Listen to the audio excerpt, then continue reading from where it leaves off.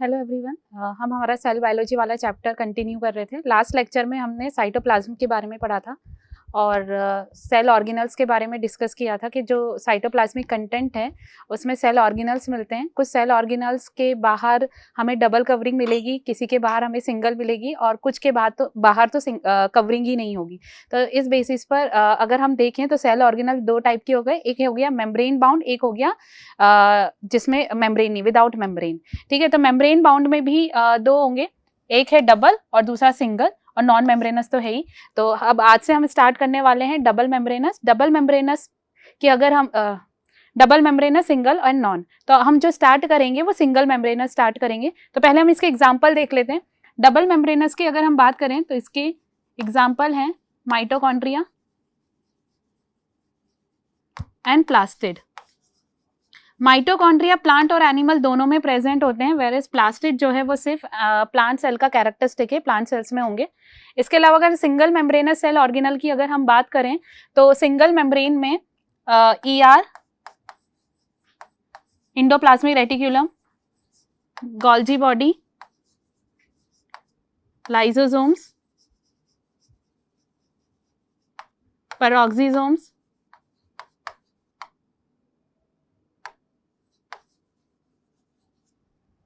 इसके अलावा पेरोक्सिसोम, ग्लाइऑक्सिसोम्स, ये सब हम डिस्कस करेंगे। उसके बाद नॉन मेम्ब्रेनस की अगर हम बात करें तो इसमें है राइबोसोम्स, सेंट्रोसोम्स, ये हम डिस्कस करेंगे। उसके अलावा कुछ और स्ट्रक्चर हैं जैसे माइक्रोट्यूब्यूल्स और इरगैस्ट्रिक बॉडीज या नॉन लिविंग स्ट्रक्चर अगर हम सेल का देखें जिनका काम स्टोरेज का होगा, वो वैक्यूल, वो भी हम इसमें डिस्कस करेंगे। तो हम चलते हैं, सबसे पहले ईआर और गोल्जी बॉडी को डिस्कस करेंगे। ईआर, इंडोप्लाज्मिक रेटिकुलम, अगर मैं इस वर्ड को तीन पार्ट में ब्रेक कर दूं, एक है Indo, second one is plasmic and third one is reticulum. तो अगर हम देखें तो इंडो का मतलब क्या हो गया, इन।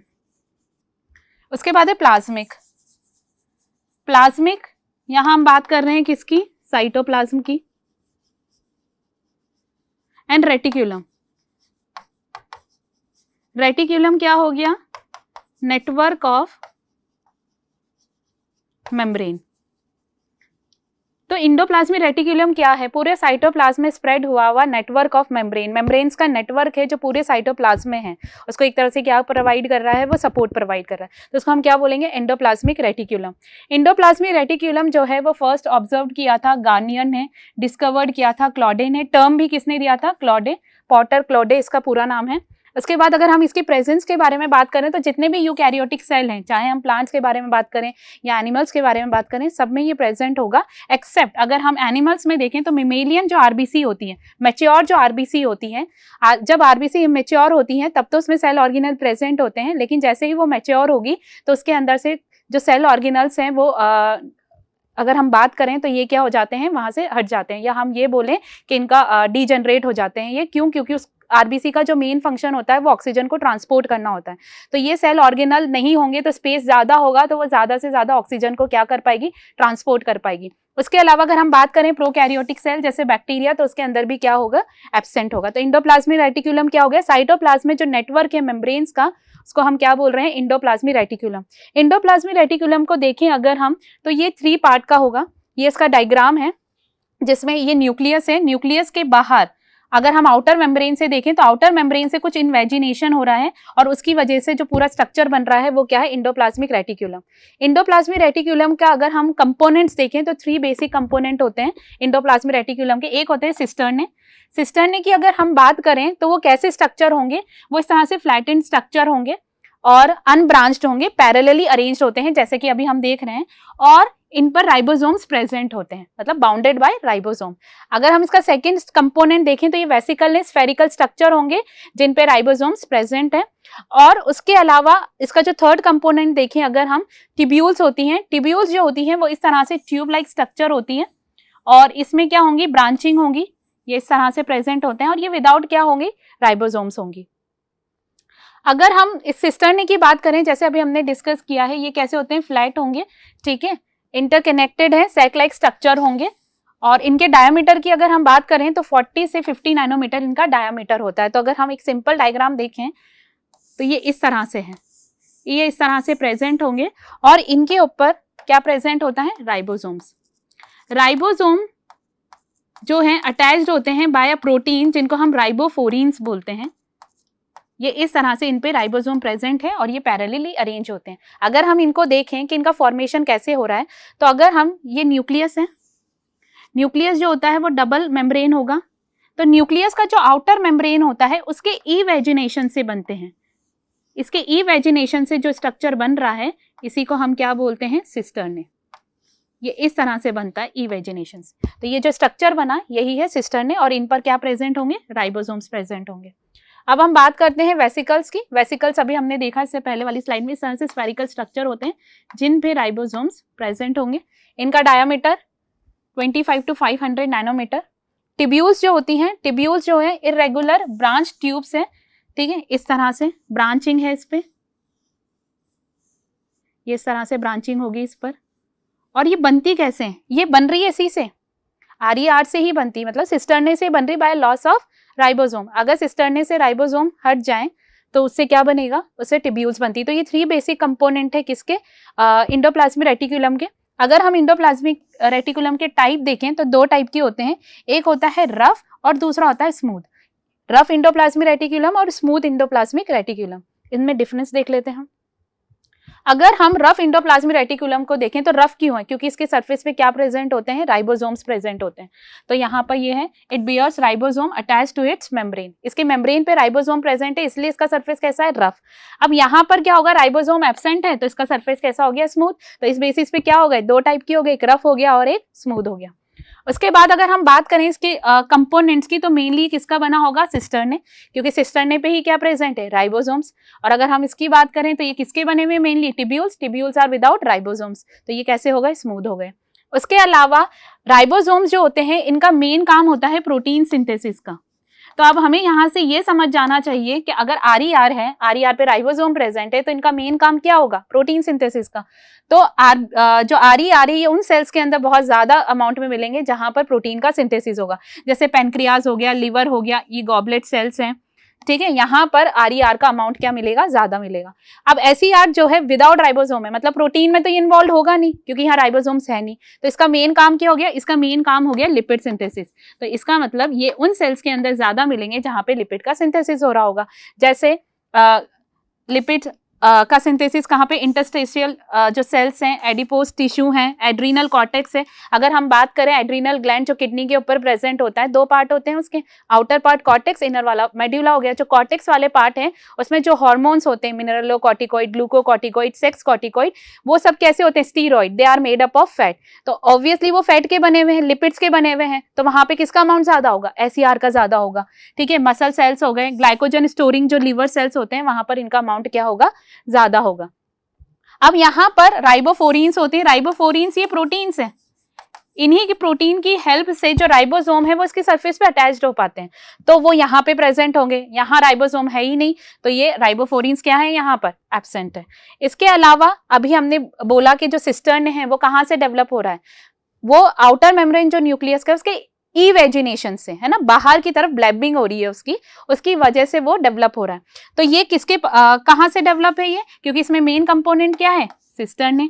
तो ये कहाँ से डेवलप हो रहा है, आउटर न्यूक्लियर मेम्ब्रेन। और अगर हम इसकी लोकेशन की बात करें या पोजीशन की बात करें तो ये न्यूक्लियस मेम्ब्रेन के नियर ही मिलेगा। इसके अलावा जो SER है ये RER से ही बन रहा है by the loss of ribosome. Ribosomes अगर वहां से हट गए, वहां से रिमूव हो गए तो जो स्ट्रक्चर बनेगा वो क्या बनेगा, स्मूथ इंडोप्लाज्मिक रेटिकुलम। ये सेल मेम्ब्रेन के क्लोज होता है, ये न्यूक्लियर मेम्ब्रेन के क्लोज है क्योंकि ये वहीं से बन रहा है, और ये सेल मेम्ब्रेन के क्लोज होता है।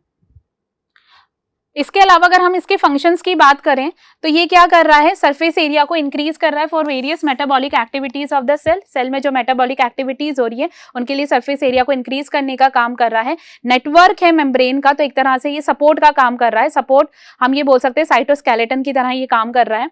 उसके अलावा मटीरियल जो है यहाँ पे सिंथेसाइज भी होते हैं और जो है स्टोर हो रहे हैं अलग अलग पार्ट में ER के।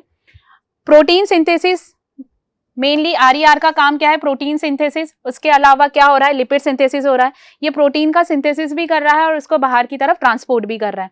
उसके अलावा यहाँ पर सिंथेसिस होगा लिपिड्स का, ठीक है, गोल्जी बॉडी के साथ मिलकर पूरा एक सिस्टम बनाते हैं, इंडो मेम्ब्रेन सिस्टम, जिसमें ER, Golgi body, lysosome, vacuole, ये सब कंबाइन करके, क्योंकि ये कोऑर्डिनेशन में काम कर रहे हैं सेल ऑर्गेनल, तो ये एक इंडो मेम्ब्रेन सिस्टम बनाते हैं। तो ये गोल्जी बॉडी के साथ मिलकर भी क्या करेगा, काम करेगा। इसके अलावा अभी हमने पढ़ा स्मूथ ईआर का काम क्या होता है, लिपिड सिंथेसिस का। तो हमें पता है जो सेक्स हार्मोन्स होते हैं, टेस्टोस्टेरोन जो टेस्टिस रिलीज कर रही है, या फिर जो ईस्ट्रोजन है जो ओवरीज रिलीज कर रहे हैं, दे आर स्टेरॉइड्स, है ना, लिपिड्स के बने हुए हैं। तो वहां पर इनका अमाउंट क्या मिलेगा, ज्यादा मिलेगा। उसके अलावा भी जैसे मैंने बोला कि कुछ सेल ऑर्गेनल एक कोऑर्डिनेशन में काम कर रहे हैं, जैसे ER, Golgi body, lysosome and vacuole, तो इनको हम क्या कंसीडर्ड करते हैं, इंडो मेम्ब्रेन सिस्टम। इसके अलावा और भी एडिशनल फंक्शन है। अगर हम एसईआर की बात करें तो एसईआर जो है वो डिटॉक्सिफिकेशन में भी हेल्प करेगा। डिटॉक्सिफिकेशन जो है एक ऐसा प्रोसेस है जहां कोई हार्मफुल सब्सटेंस है, हम उसको लेस हार्मफुल में कन्वर्ट कर रहे हैं, तो उसके अंदर कौन हेल्प करता है, एसईआर हेल्प करेगा। इसके अलावा जो during anaerobic respiration lactic acid का प्रोडक्शन होता है, उसको भी रिमूव करने में कौन हेल्प करेगा, एसईआर। तो ये कंप्लीट हो गया हमारा ईआर। तो इसका हम एक जनरल डायग्राम देख लेते हैं कि कैसे इनका फॉर्मेशन हो रहा है। अगर मैं ये न्यूक्लियस है जो कि कैसा होता है, डबल मेम्ब्रेन, ठीक है। अभी हमने क्या बोला कि जो सिस्टर्न है वो कैसे बन रहा है, जो आउटर मेम्ब्रेन है उसके इवेजिनेशन से। तो इसका इवेजिनेशन अगर हम शो करें तो ये इस तरह से ये इवेजिनेट हो रहा है बाहर की तरफ, और इससे जो स्ट्रक्चर बना ईआर का उसको हमने क्या बोल दिया, सिस्टर्ने बोल दिया। अब जो सिस्टर्ने हैं इन पर क्या प्रेजेंट है, इन पे प्रेजेंट है राइबोसोम, स्टडेड विथ राइबोसोम। तो ये राइबोसोम हमने यहाँ पर अटैच कर दिया। तो इससे हमें पोजीशन पता चल गई उसकी, सिस्टर्ने की कहाँ है, नियर न्यूक्लियर मेम्ब्रेन। भाई क्यों है, क्योंकि वो यहीं से तो बन रहा है। तो ये हो गया आरईआर। आरईआर किसका बन रहा है, मेनली इसी का। अब क्या होगा, राइबोसोम के लॉस से कुछ स्ट्रक्चर बनेंगे इस तरह से, ब्रांच, ये ब्रांच स्ट्रक्चर बन रहे हैं। इन ब्रांच स्ट्रक्चर को हमने क्या बोल दिया, ट्यूब्यूल्स बोल दिया। अब ये किसके क्लोज है, ये हमारा सेल मेम्ब्रेन है, ये इसके क्लोज है। अच्छा, इसके अलावा एक और कंपोनेंट था इसका, वो क्या थे, वेसिकल्स। तो ये वेसिकल्स है, जो भी बनेगा, प्रोटीन बना या लिपिड बना, वो किसके थ्रू ट्रांसपोर्ट होगा, इन वेसिकल्स के थ्रू होगा। तो ये पूरा किसका स्ट्रक्चर हो गया, ईआर का, इंडोप्लाज्मिक रेटिकुलम, जिसमें ये हमारा न्यूक्लियस वाला पार्ट है, ये वाला आरईआर हो गया, ये वाला वेसिकल्स, ठीक है, ये वाला कौन सा हो गया, ट्यूब्यूल्स, और ये वाला कौन सा हो गया, सेल मेम्ब्रेन। तो इस डायग्राम से हमें ये समझ जाना चाहिए कि इसकी कौन से कंपोनेंट की पोजीशन क्या है, cisternae near nucleus, tubules near cell membrane. अगर हम पूछे एसईआर किधर है, सेल मेम्ब्रेन, आरईआर किधर है, न्यूक्लियस, वेसिकल इनके अराउंड है, जो भी बनेगा वो इन्हीं में ट्रांसपोर्ट होकर जाएगा कहाँ, गोल्जी बॉडी में मॉडिफिकेशन के लिए। तो ये तो था फर्स्ट हमारा single membranous cell organelle. Second है गोल्जी बॉडी। गोल्जी बॉडी जो है किसने डिस्कवर्ड किया था, कैमिलियो गोल्जी ने, इसलिए नाम ही उसका क्या रखा गया, गोल्जी, ठीक है। सिक्रीटरी सेल्स में ये साइज में बड़ा होता है। अगर हम गोल्जी बॉडी की बात करें तो इसका मेन काम ही क्या होता है, सिक्रीशन, पैकेजिंग, ठीक है। कोई भी सब्सटेंस बना ईआर में, जैसे प्रोटीन बन गया, लिपिड बन गया, अगर उसके अंदर कुछ मॉडिफिकेशन करना है, उसकी पैकेजिंग करनी है, तो वो कहाँ पर होगी, वो गोल्जी बॉडी के अंदर ही होगी। तो हमें ये याद रखना है कि अगर हमसे पूछा जाए कि सिक्रीटरी सेल्स है तो इसके अंदर गोल्जी बॉडी का साइज कैसा होगा, बड़ा होगा, साइज में कैसा होगा, ये बड़ा होगा, ठीक है। इसके अलावा अगर हम बात करें इसकी पोजीशन, तो वर्टिब्रेट्स एनिमल, कौन से एनिमल से जिनकी बैकबोन होती है, ठीक है, ये कहाँ मिलेगा, नियर न्यूक्लियस, ये हमें अच्छे से याद रखना है। और अगर हम इनवर्टिब्रेट्स जिनमें बैकबोन नहीं है, ठीक है, या फिर अगर हम प्लांट्स के बारे में बात करें तो ये पूरे साइटोप्लाज्म में स्कैटर्ड फॉर्म में होगा, छोटे छोटे फॉर्म में पूरे स्कैटर्ड होगा। प्लांट्स के अंदर हम इनको डिक्टियोसोम से भी बोलते हैं क्योंकि इनका साइज बहुत छोटा होता है, ठीक है। ये गोल्जी बॉडी का डायग्राम है। इसके अगर हम गोल्जी बॉडी का देखें तो इसके मेन कंपोनेंट कौन कौन से होते हैं, सिस्टर्ने होते हैं, सिस्टर्ने भी हम आगे डिस्कस करेंगे। तो ये जो है पार्ट इस तरह से कर्व्ड डबल जो मेम्ब्रेन यहाँ पे नजर आ रहा है, ये क्या है, ये है सिस्टर्ने, ठीक है। सिस्टर्ने का स्वेलन एंड होता है, जैसे कि हम इधर की तरफ देख रहे हैं, इनको गोल्जियन वैक्यूल्स बोलते हैं। इसके दो पार्ट्स हमें नजर आ रहे हैं, एक इधर की तरफ और एक इधर। तो ये वाला जो है इसको हम बोलते हैं सिस फेस, और इसी को हम क्या बोलेंगे, ट्रांसफेज बोलेंगे, ठीक है। गोल्जी बॉडी का अगर हम लोकेशन देखें तो ये न्यूक्लियस है, ये ईआर है जो अभी हमने डिस्कस किया। गोल्जी बॉडी ने एक फिक्स पोलैरिटी शो करती है, इसका मतलब क्या है, इसका एक फिक्स्ड डायरेक्शन है। हमने बोला ये सिस्टर्न है, ये इस तरह से, ठीक है। अब ये इसका कॉन्केव साइड हो गया और ये वाला कौन सा हो गया, कॉन्वेक्स साइड हो गया, ठीक है। अगर हम बात करें तो इसका ये वाला जो साइड होगा, कॉन्केव वाला जो साइड होगा, ये टुवर्ड्स प्लाज्मा मेम्ब्रेन होगा, हमेशा किसकी तरफ होगा, प्लाज्मा मेम्ब्रेन की तरफ। कॉन्वेक्स वाला साइड किधर की तरफ होगा, इसका न्यूक्लियर मेम्ब्रेन। जैसे कि अभी हम देख सकते हैं यहाँ पर ये इस तरह से गोल्जी बॉडी है, तो इसका जो कॉन्वेक्स वाला साइड है वो किधर फेस कर रहा है, न्यूक्लियस की तरफ, और कॉन्केव वाला साइड किधर है, प्लाज्मा मेम्ब्रेन की तरफ। इसको थोड़ा सा और डिटेल में देख लेते हैं। स्ट्रक्चर जो है गोल्जी बॉडी का, ये इसमें मेन 3 कंपोनेंट है, सिस्टर्ने, ट्यूब्यूल्स एंड वेसिकल्स, ठीक है। सिस्टर्ने जो है वो किसके बने हुए हैं, it is a made up of a stack of generally 4 to 8 membrane bound saccules. इस तरह से होंगे ये, अगर हम स्ट्रक्चर देखें तो इस तरह से कर्व्ड होते हैं, डबल लेयर्ड हैं ये, और इनके एंड्स किस तरह से होते हैं, इस तरह से स्वेलन एंड होते हैं, ये स्वेलन एंड है। तो ये तो हो गया सिस्टर्ने। अच्छा, ये जो सिस्टर्ने होते हैं ना, ये कनेक्टेड होते हैं एक दूसरे से, इंटरकनेक्टेड है, दोनों डिफरेंट है, दोनों डिफरेंट, ये जो दोनों फेज होंगे, जैसे ये वाला कॉन्वेक्स है और ये वाला कॉन्केव है, दोनों फेज डिफरेंट होते हैं, लेकिन ये जो सिस्टर्ने हैं इधर कॉन्केव साइड पे और कॉन्वेक्स साइड पे दोनों डिफरेंट होंगे, लेकिन दोनों इंटरकनेक्टेड होते हैं। तो इस तरह से इंटरकनेक्टेड है। इधर जो होंगे, अगर हम कॉन्केव साइड की तरफ देखें तो इस तरह से हमें बड़े बड़े स्ट्रक्चर्स दिखते हैं जिनको हम वैक्यूल्स बोलेंगे, और इधर वाली साइड पर हमें छोटे छोटे स्ट्रक्चर्स मिलेंगे जिनको हम वेसिकल्स बोलेंगे। तो हम ये वाला जो साइड है ये है कॉन्वेक्स, ये कॉन्वेक्स साइड है, और अगर हम ये वाला देखें तो ये हो गया concave. Concave towards plasma membrane, convex towards cell nucleus, ठीक है। अब होगा क्या, मान लो ईआर ने कोई प्रोटीन बनाया, वो प्रोटीन वेसिकल में आया, ये वेसिकल इसके साथ फ्यूज करेगा, वो प्रोटीन इसके थ्रू क्या करेगा, ट्रैवल करेगा। ये जो सिस्टर्ने हैं, सिस्टर्ने के थ्रू क्या होगा, पूरा सिस्टर्ने के थ्रू वो ट्रैवल करेगा, और फाइनली वो क्या होगा, यहाँ तक पहुंचेगा। मॉडिफिकेशन, जो भी मॉडिफिकेशन करना वो मॉडिफिकेशन हुआ, उसके बाद फाइनली वो कहाँ पहुंचेगा, यहाँ पर। ये गोल्जियन वैक्यूल है, ये धीरे धीरे साइज में क्या होता जाएगा, बड़ा होता जाएगा, और फाइनली यहाँ से पिंच्ड ऑफ होकर ये एक वैक्यूल जहां इसको ट्रांसपोर्ट होना है ये वहां पर रिलीज हो जाएगा। तो ये इस तरह से काम करता है, ठीक है। और इसके अलावा ये ट्यूब्यूल्स हैं, कुछ छोटे छोटे स्ट्रक्चर्स हैं, ट्यूब लाइक स्ट्रक्चर जो सिस्टर्ने से एसोसिएटेड होते हैं, और वेसिकल्स जो अभी हमने देखे हैं। हमें इतना याद रखना है कि कॉन्वेक्स साइड पर जो स्ट्रक्चर है वो वेसिकल्स है, और कॉन्केव साइड पर जो है वो क्या है, वैक्यूल्स है। इसके अलावा ये वाला जो फेस है, इस फेस को हम सिस फेस बोलते हैं, और ये वाला जो फेस है इसको हम ट्रांस फेस बोलते हैं। इसको हम इस तरह से याद रख सकते हैं कि सिस फेस से कोई भी मटेरियल एंटर करेगा जिसका मॉडिफिकेशन होना है, और ट्रांस मतलब वो ट्रांसपोर्ट हो रहा है वहां से, ठीक है। इसको जो ट्रांस फेस है इसको हम मैच्योरेशन फेस भी बोलेंगे, इसको हम फॉर्मिंग फेस बोलते हैं, ठीक है। गोल्जी बॉडी का अगर हम देखें, इसका मेन फंक्शन तो क्या हो गया, सिक्रीशन। ये हमें अच्छे से याद रखना है, जहां पे भी सिक्रीशन हो रहा होगा वहां गोल्जी बॉडी ज्यादा साइज में बड़ी होगा, ठीक है। इसके अलावा फिनिशिंग, पैकेजिंग, रिसेप्शन, मतलब ईआर से कोई भी प्रोटीन बना, कोई भी लिपिड बना, उसका मॉडिफिकेशन कहाँ होना है, गोल्जी बॉडी में, उसका पैकेजिंग कहाँ होना है, गोल्जी बॉडी में होना है। उसके अलावा मॉडिफिकेशन के बाद वो कहाँ किस में पैक्ड कर दिए जाते हैं, वेसिकल में, और फाइनली मैच्योरिंग जो फेस है या जो ट्रांस फेस है वहां से क्या होते हैं, वो रिलीज कर दिए जाते हैं बाहर। उसके अलावा कौन सा प्रोसेस होगा, एक्सोसाइटोसिस, ठीक है।